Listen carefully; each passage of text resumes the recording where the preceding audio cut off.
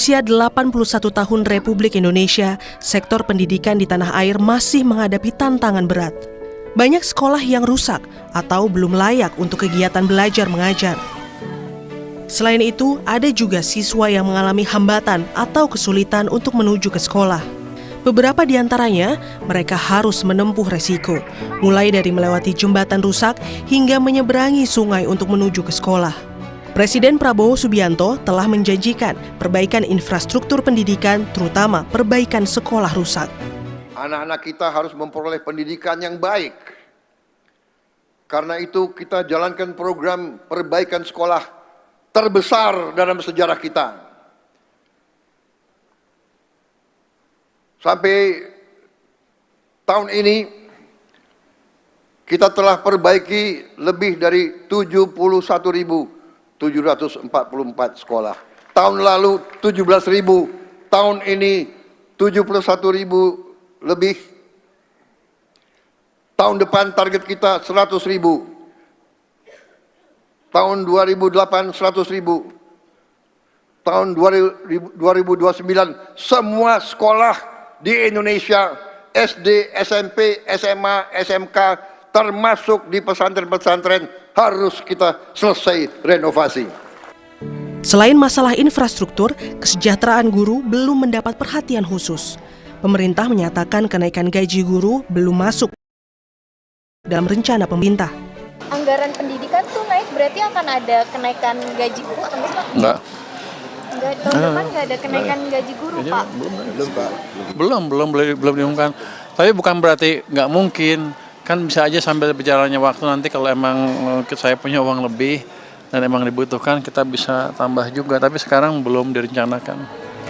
Dalam RAPBN 2027, anggaran pendidikan naik menjadi 820,9 triliun rupiah.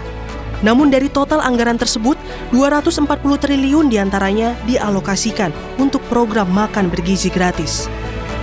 Tim Liputan, Kompas TV. Setelah 81 tahun Indonesia merdeka, namun dunia pendidikan masih menghadapi banyak tantangan. Banyak sekolah dalam kondisi kurang layak, siswa sulit akses menuju sekolah, serta kesejahteraan guru menjadi pekerjaan rumah yang harus diselesaikan pemerintah.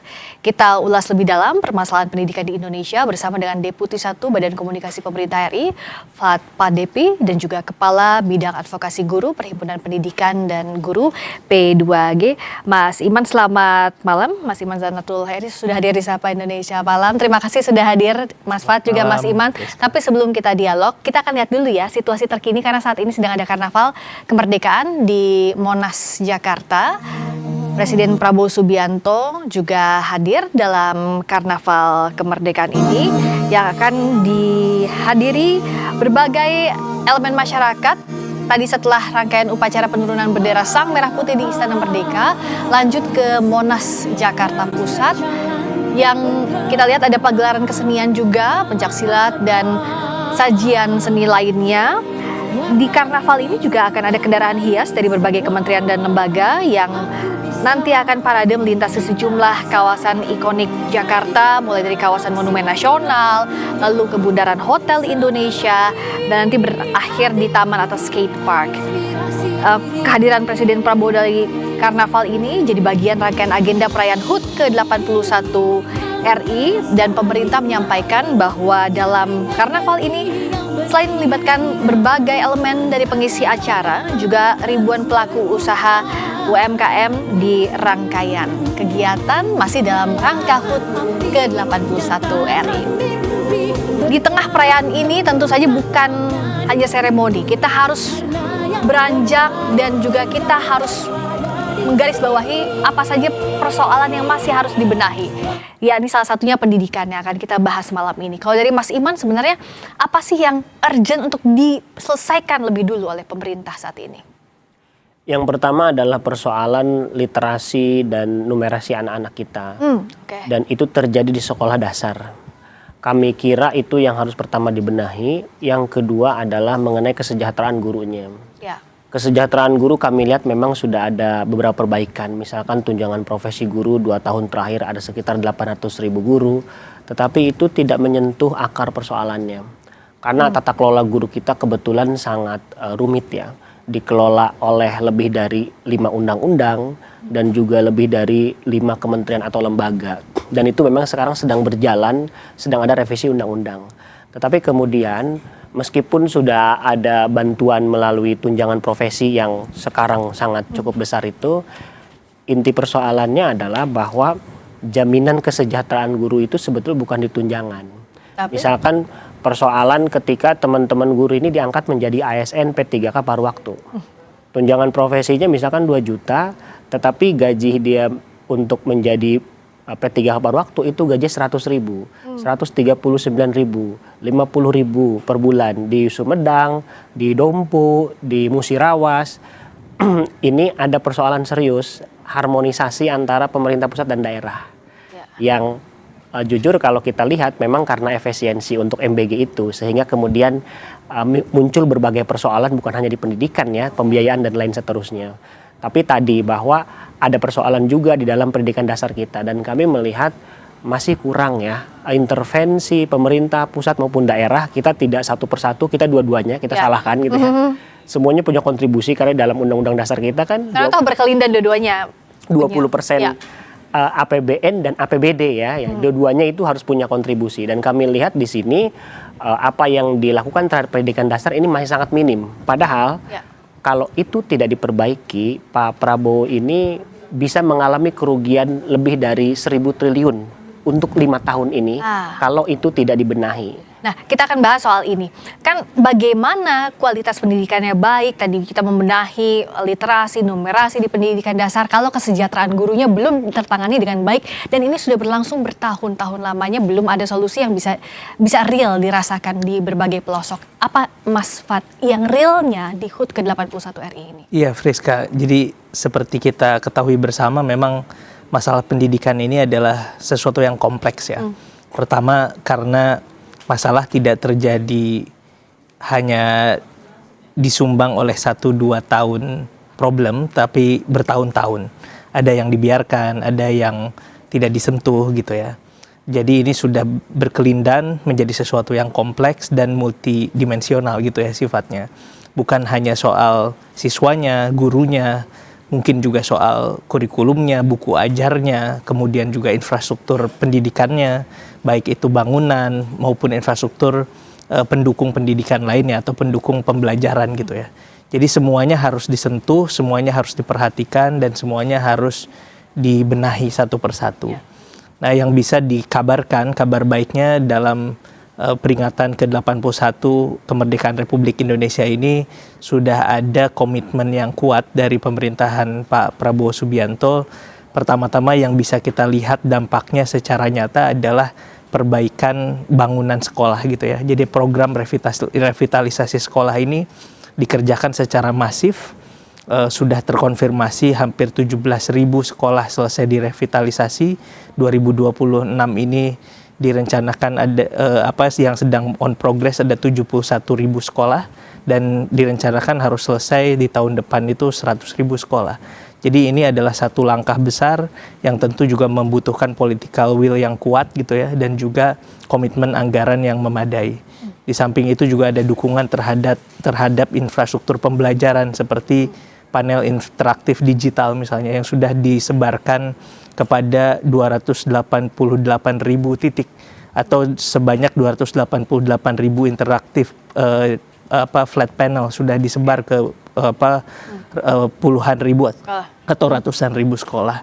Nah, saya kira ini harus dilihat sebagai satu kerja nyata atau satu program nyata bahwa masih ada yang kurang. Tadi misalnya soal guru harus disentuh, kesejahteraan guru, tapi kalau kita lihat juga 2025, 2026 sudah ada yang dikerjakan termasuk soal tunjangan tunjangan guru misalnya yang tadi sudah diceritakan juga oleh Mas Iman. Apakah itu cukup? Pasti belum cukup.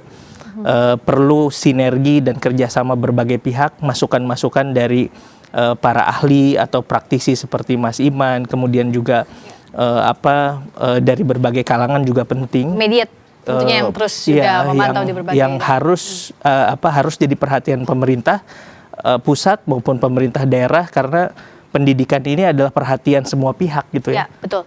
Dan tadi kan ini melibatkan pemerintah pusat dan daerah. Dari yang sudah dilakukan pemerintah, sebenarnya apa sih yang jadi kendala bertahun-tahun? Kita tidak saling tunjuk, oh ini pemerintahan itu. Tapi permasalahan kompleks ini tampaknya sulit diselesaikan. Apa sih Mas Iman sebenarnya yang harus dirombak segera?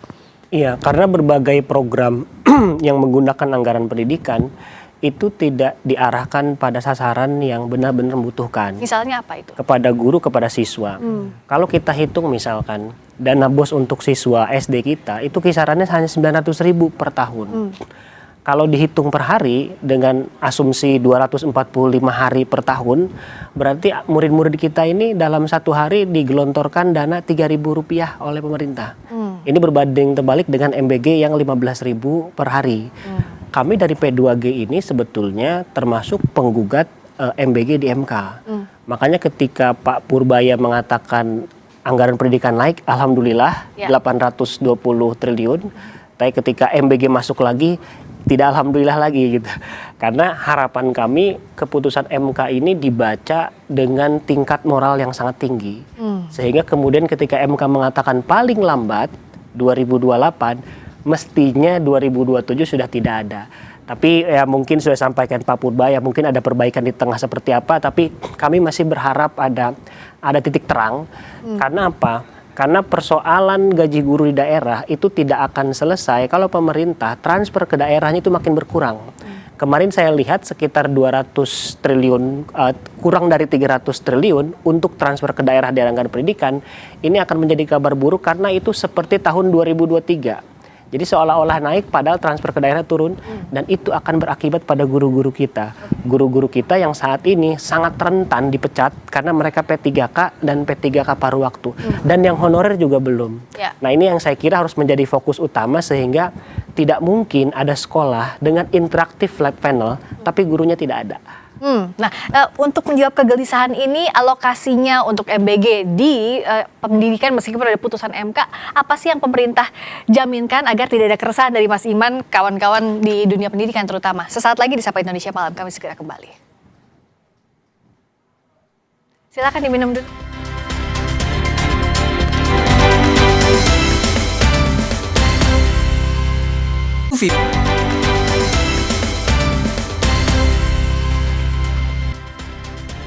Kami masih mengulas lebih dalam permasalahan pendidikan di Indonesia bersama dengan Deputi 1 Badan Komunikasi Pemerintah RI, Fat Padepi, dan Kepala Bidang Advokasi Perhimpunan Pendidikan dan Guru P2G, Iman Zanatul Hairi. Saya ke Bung Fat, tadi menjawab kegelisahannya Mas Iman bahwa ada alokasi ke MBG sehingga terhambat untuk salah satunya komponennya kesejahteraan guru. Iya, memang kegelisahan ini wajar ya, dan saya kira justru dari sana kita bisa punya ruang untuk saling berdialog, untuk saling mengisi, dan saya kira dari perjalanan yang sudah ditunjukkan oleh pemerintahan Pak Prabowo, pemerintah mendengar gitu ya, dan ada berbagai evaluasi, berbagai perbaikan justru datang dari kritik dan masukan-masukan yang berawal dari kegelisahan berbagai pihak gitu ya.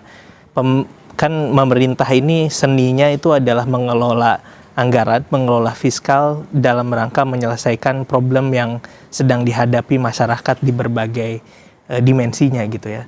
Tentu kalau semuanya leluasa, tentu kalau semuanya tersedia, semua orang bisa menjadi pemerintah dan gampang menyelesaikan masalah. Nah, bagaimana tapi seninya untuk mengelola ini? Seninya kan dengan keterbatasan yang ada di tengah kompleksitas permasalahan yang ada, itu harus diselesaikan satu-satu. Nah, tapi kan yang harus dilihat di sini adalah visi dan komitmennya. Dari sekitar 3.800 triliun APBN 2026 yang dialokasikan untuk pendidikan itu sudah sesuai dengan amanat konstitusi dan sudah ada program-program nyata yang diberikan langsung kepada penerimanya.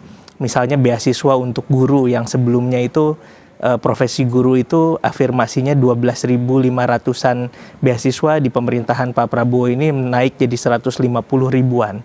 Nah, kemudian tadi tunjangan profesi guru misalnya yang tadinya ada kerumitan di level implementasi karena karena berasal dari dana transfer ke daerah, dan artinya ada leveling di situ, nanti daerah yang akan merealisasikannya ke guru, tapi diterbitkan peraturan baru sehingga tidak perlu lagi dilakukan itu dan sudah terrealisasi pembayarannya sejak tahun 2025.